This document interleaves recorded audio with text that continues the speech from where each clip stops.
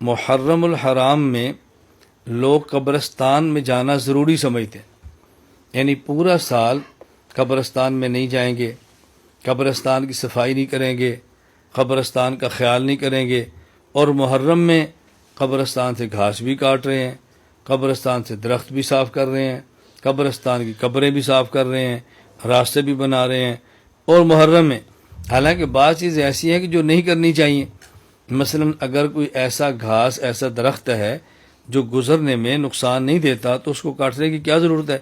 وہ تو اللہ کا ذکر کرتا ہے جس سے قبر والوں کو فائدہ ہوتا ہے۔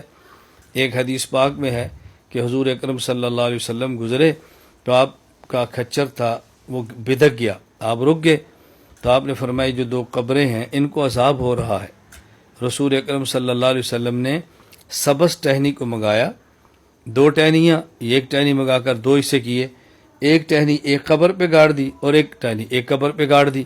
تو آپ نے فرمایا کہ ان میں سے ایک قبر والے کو اس لیے عذاب ہوتا تھا کہ یہ چھوٹے پیشاب سے چھینٹوں سے نہیں بچتا تھا، اور دوسرے کو اس لیے عذاب ہوتا تھا کہ چغلیاں بہت کرتا تھا۔ تو اللہ تعالیٰ نے اس سبز ٹہنی کی وجہ سے ان کے عذاب کو ختم فرمایا ہے۔ تو یہ درخت تو اللہ کا ذکر کرتے ہیں، اس لیے اگر کوئی درخت رکاوٹ نہ ہو، اگر کوئی گھاس رکاوٹ نہ ہو تو اس کو تو کاٹنے کی ضرورت ہی نہیں ہے۔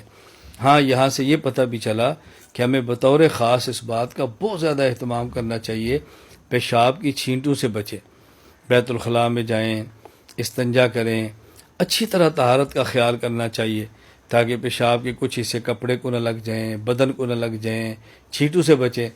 اور چغلی خوری یہ تو بہت بڑا جرم ہے، بہتان بہت بڑا جرم ہے، الزام بہت بڑا جرم ہے، غیبت بہت بڑا جرم ہے، چغلیاں کرنا بہت بڑا جرم ہے۔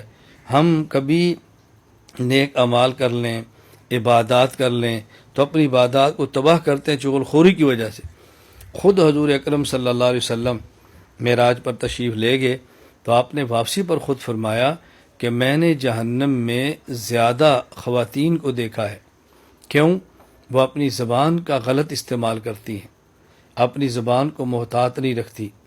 زبان، رسول اکرم صلی اللہ علیہ وسلم نے ایک موقع پر فرمایا میں یزم لی ما بین فخذی وما بین خدی عزم اللہ الجنہ، جو شخص مجھے اپنی زبان اور اپنی عزت کی گارنٹی دے میں محمد اس کو جنت کی گارنٹی دیتا ہوں۔ نمبر ایک اپنی زبان کی حفاظت کرے، نمبر دو جو عورت اپنی عزت کی حفاظت کرے میں نبی اس کو جنت کی گارنٹی دیتا ہوں۔ اس لیے بطور خاص یہ صرف عورتوں کے لیے نہیں ہے، مرد عورت سب کے لیے زبان کی حفاظت اور اپنی عزت کی حفاظت، عفت، پاک دامنی، اللہ کے نبی جنت کی گارنٹی دے رہے ہیں۔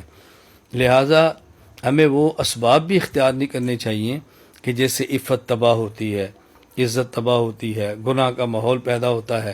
گناہوں کے ماحول سے دور رہنا چاہیے، گناہ کے ماحول سے بچنا چاہیے، اور ایسے ماحول سے کنارہ کشی کریں کہ جو ماحول گناہوں کا ہے۔ بہرحال زبان کی حفاظت بہت زیادہ ضروری ہے، بہت زیادہ ضروری ہے۔ ہم بس اوقات نفل پڑھ لیتے ہیں، تلاوت کر لیتے ہیں، ذکر کر لیتے ہیں، عبادات بہت زیادہ کر لیتے ہیں، اور اپنے زبان کی حفاظت نہ کرنے کی وجہ سے سارا کچھ تباہ کر بیٹھتے۔ رسول اکرم صلی اللہ علیہ وسلم نے صحابہ کرام سے پوچھا ایک مرتبہ کہ بتاؤ غریب کون ہے؟ یا رسول اللہ جس کے بعد درہم، دنانیر، پیسے نہ وہ غریب ہے؟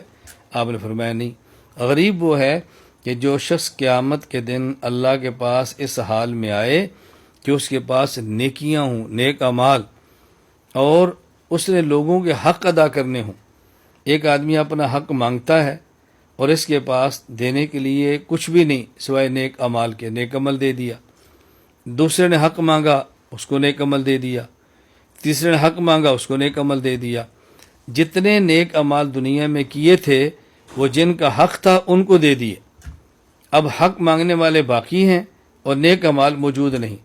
ایک شخص آ کے حق مانگتا ہے، اس کے پاس نیک اعمال نہیں ہے، اللہ اس حق والے کا گناہ اس کے نام اعمال میں ڈال دیتے۔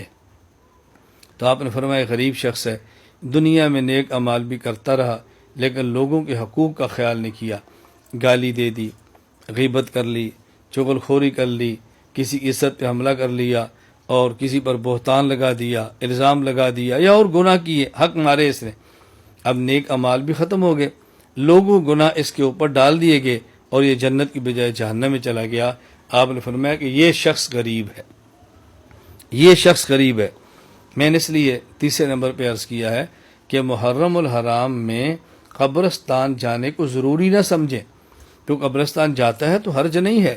خود رسول اکرم صلی اللہ علیہ وسلم فرمایا کنت نہیتکم عن زیارت القبور فزوروها، میں پہلے تمہیں قبرستان جانے سے منع کرتا ہوں، اب میں تمہیں اجازت دیتا ہوں قبرستان جایا کرو۔ فإنها تذکر الآخرہ، قبرستان پہ جانے میں آخرت کی یاد تازہ ہوتی ہے۔ لیکن قبرستان یوں جانا، عورتیں قبرستان جا رہی ہیں، بے پردہ ہو کے جا رہی ہیں، بھڑکیلے لباس پہن کے جا رہی ہیں، اور بغیر بجائے نیکی کے گناہ کی دعوت دے رہی ہیں، اور وہ جو آخرت کو یاد کرنے کا ماحول تھا آخرت کو برباد کرنے میں تبدیل ہو رہا ہے۔ اس طرح تو قبرستان جانا محرم میں بھی جائز نہیں اور محرم کے علاوہ بھی جائز نہیں۔